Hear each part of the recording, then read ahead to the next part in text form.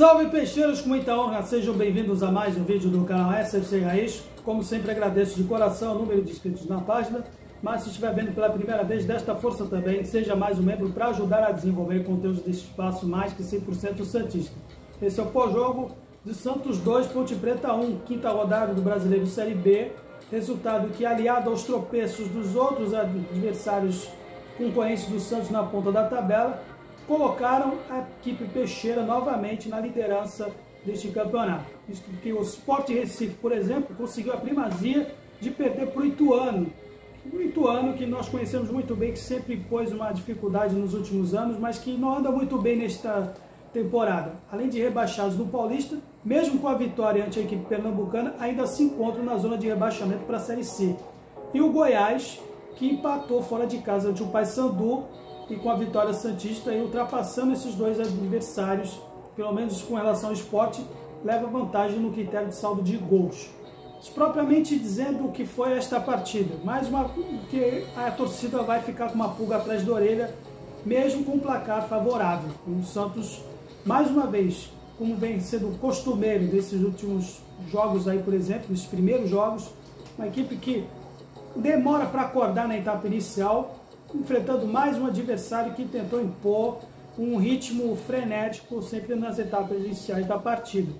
O diferencial continua sendo o nosso individual, e dessa vez o Gil conseguiu não ser prejudicado por um gol anulado. O Marcelo de Lima Henrique agora foi coerente com a regra, e pelo menos o Gil pode dormir tranquilo de não ter sido roubado de um gol que está merecendo e muito, e provando que essa defesa do Santos, nele, com um referencial, ele é imprescindível e foi hoje também um dos pilares fundamentais neste resultado. A equipe do Santos continua tendo essas dificuldades, mas hoje, pelo menos em termos de diferencial do que foi aquele vexame diante do Amazonas, em que o Santos hoje deu uma resposta por parte do torcedor, mesmo que hoje não tivemos torcida visitante, porque desde 2017 jogos em Campinas são com torcida única, por motivos que todo mundo já sabe por quê, vale nem convém aqui dizer.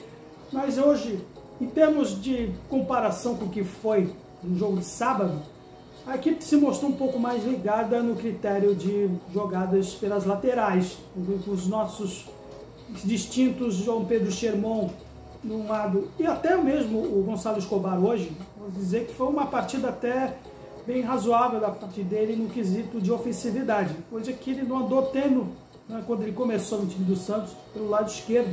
Mas hoje, nos corredores, a gente foi bem servido, pelo menos no primeiro tempo. Ainda que o Schermon tenha errado alguns passes e que acabou talvez sendo influenciado pelo parte do Carille ter substituído para a entrada do Rodrigo Ferreira, a atuação dele, na média, foi boa, porque propiciou as jogadas de velocidade do contra-ataque, quando a equipe da Ponte Preta estava completamente desconjuntada, com aquela disposição típica de um Brasil-Alemanha de 2014, um adversário desesperado para empurrar o oponente nas cordas, mas que não tem uma consistência defensiva. O Santos se valeu disso depois, no contra-ataque, e propiciou aí os 2-0, que foi o gol, vou dizer, vou tentar me lembrar aqui, do Juliano, lógico, Juliano, que é imprescindível, outra vez, mais uma vez imprescindível na meia, não tem outro substituto, a menos que o Serginho possa calar a boca e ter pelo menos uma oportunidade aí que o Carille ainda não deu para ele. O Serginho que veio da base do Santos lá, naquela geração de 2013, 2014, que desenterraram ele vindo do extinto Maringá. Ele talvez seja o único substituto natural para o Juliano, mas hoje, por exemplo, ele conseguiu hoje atuar pelos 90 minutos, depois que, por exemplo, o Guilherme, que é um referencial também nas jogadas de contra-ataque, que foi inclusive o segundo gol em função disso, da puxada do contra-ataque, o Guilherme sentiu logo depois, e aí vai ser a grande dose de preocupação para o Fábio Carille na próxima partida, porque o nosso Patrick, por exemplo, tem uma característica completamente diferente do Guilherme, isso se provou nítido hoje. O Guilherme puxava a velocidade, puxava a intensidade. Do contrário, o Guilherme depois, uma função mais cadenciada da parte dele, muita bola para trás, não tem o mesmo vigor físico do Guilherme, E mais uma vez a torcida com toda a razão vai ficar pegando no pé dele. E dessa vez não tem a desculpa de ser colocado numa posição que não costumava ser dele, como o Carille colocou ele nas últimas partidas pelo lado direito. Hoje, pelo lado esquerdo, embora, né, ele seja útil, por exemplo, na parte defensiva, que ele voltou para atacar, vamos ser justo aqui, não que são críticos com relação ao Patrick, pelo menos no quesito ofensivo, mas está deixando a desejar. E foi esse o fator que não fez a equipe do Santos, enquanto estava com os 2-0, ampliar o marcador com o Elinho depois em campo. Teria que ter uma rota alternativa, né? E essa rota alternativa seria explorar um pouco mais a parte do Otero, que até, por exemplo, no fim da etapa inicial, por muito pouco não chegou a fazer o terceiro gol. Lógico, alguns do elenco começaram a perceber isso e lançaram mais da parte dele depois. Porém, em termos de substituições, até o Carille, eu vou dizer aqui, pode me criticar à vontade se quiser. Eu até colocaria, em vez do Patrick, o Wesley, ou até mesmo o Rainer, se bobear. Se a proposta do Fabio Carille é manter ou conservar essa intensidade de puxar o contra-ataque pelos lados, das laterais, o Patrick não é esse cara. Então, já é uma coisa para o Carille pensar para a próxima partida ante o Brusque, porque pelo que se viu no teor da lesão ali pelo Guilherme, é bem capaz que tenha sido estiramento e é bem capaz que ele possa precisar aí de ficar de molho pelo menos umas 2 até 3 partidas. Complicado.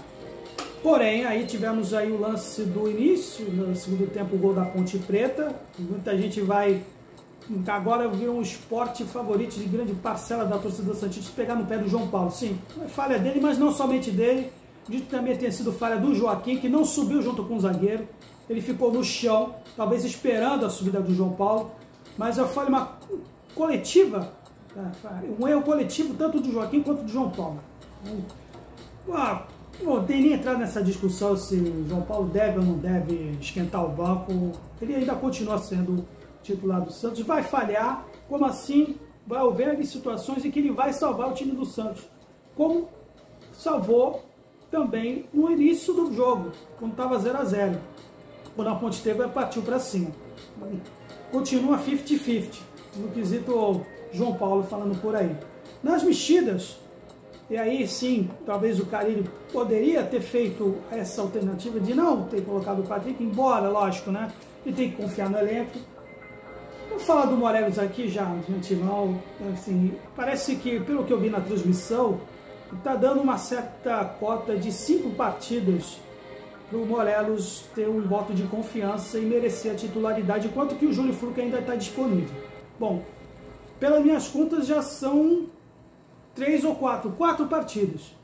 A próxima partida diante do Brusque, por mim, já poderia ser o William Bigode já entrar como titular.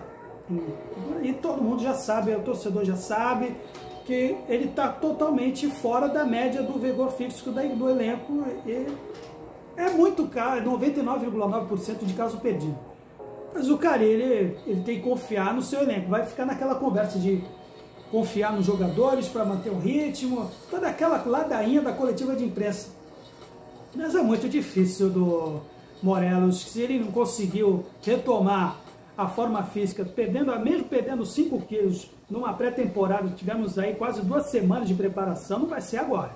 Uma maratona que vamos enfrentar aí, não vamos ter um intervalo de partidas de um de outro, muito difícil, pouquíssimos jogos assim ter da parte do centroavante colombiano.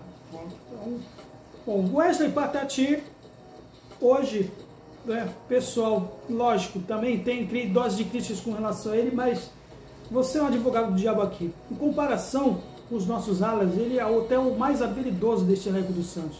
Isso juntando também os elencos, os jogadores, os reforços que vieram aí, os balzaquianos do Carille, por exemplo. Então, ele e o vou me lembrar aqui, o Pedrinho, que não jogou hoje, né? O Pedrinho não foi relacionado, também está ajudando aí as vítimas dessa tragédia que está ocorrendo no Sul. Ainda está disponível, mas o Patati, que agora quer ser chamado de Wesley, hoje ele até costumeiramente nas tomadas de decisões do mano a mano ainda falha, ainda peca. Somente falta isso, um pouquinho mais de maturidade da parte dele. E quando isso ocorrer, com certeza acho que as coisas vão fluir um pouco melhor. Uma jogada de contra-ataque, por exemplo, e que a gente vai ficar criticando o Patati ou Wesley, que a bola, em vez de ter chegado no William, poderia ter chegado no Patrick, que não veio. Então, muita gente vai acabar criticando o Wesley por isso. E não vai criticar o Patrick. Mas eu acho que não foi falha dele nesse ponto também. Então, nas nossas áreas aí, outras mexidas que o Carille fez, acho que foi com o propósito de conter a proposta do Brigatti, né, de colocar os alas para forçar um pouco as jogadas também, das substituições, de forçar jogadas aéreas. Tanto que, por exemplo, a saída do Escobar e do Sherman, que até estavam relativamente bem, não também o Sherman, que deu alguns passes aí, por exemplo, que ele propiciou um contra-ataque da Ponte Preta. E aí justificou-se a entrada do Rodrigo Ferreira, que não tem a mesma ofensividade do Sherman. Não tem a mesma ofensividade do Sherman. E ainda precisa de uma química entre ele e o Wesley, por exemplo. E o Heine, que depois entrou. Né? O Heine que fez um contrapeso à falta de velocidade por parte do Patrick no lado esquerdo. Tentou fazer aquilo ali. Por mim, eu já teria até colocado até o próprio Heine no lugar do Guilherme. Justamente por esse motivo. Dá para se acreditar também a consistência defensiva, mais uma vez, do nosso Gil, como também o nosso meio do campo. E dessa vez, o dono do meio do campo foi o Diego Pituca, que estava em todas as partidas, todos os lances, nos desarmes, junto com o próprio João Schmidt, mas vale destacar a disposição física do Diego Pituca. Ele é fundamental também nesse lance. E hoje, pouquíssima coisa dá para se criticar a respeito do Pituca. Que não fosse por ele, o nosso resultado não teria sido, com certeza, a vitória. Então, acredito também a grande atuação do Pituca nesta partida. E agora, vamos ter, por exemplo, o jogo contra o Brusque, vai ser no domingo de manhã, às 11 horas, com o Carille tendo que se coçar agora essa alternativa de quem que ele pode colocar no lado esquerdo no lugar do Guilherme. E também, o centroavante que eu posso apostar aqui, que vai insistir no tal do Morelos. Infelizmente para a galera. Mas é o que nós temos. Então, 3 pontos. Lógico, não foi uma atuação brilhante, mas num momento como o nosso, em certas ocasiões que vai ter assim. A gente não vai jogar bem, mas que o que importa mesmo a prioridade é sim subir o mais rápido possível para a Série A. Não vai ser atuações brilhantes, mesmo com um elenco que todo mundo sabe, com a folha salarial a maior dessa temporada, nesse campeonato, dá aquela certa hora de dizer que não estão fazendo mais do que a obrigação. E uma resposta por parte do torcedor, né, para a torcida diante do que foi lá no jogo de sábado. Então é isso, galera. Até o jogo contra o Brusque, com certeza vai ter vlog, eu vou marcar presença por lá, depois de tanto tempo. E deixe sugestões e críticas na seção de comentários. Até a próxima. Sou sempre Santos. Valeu!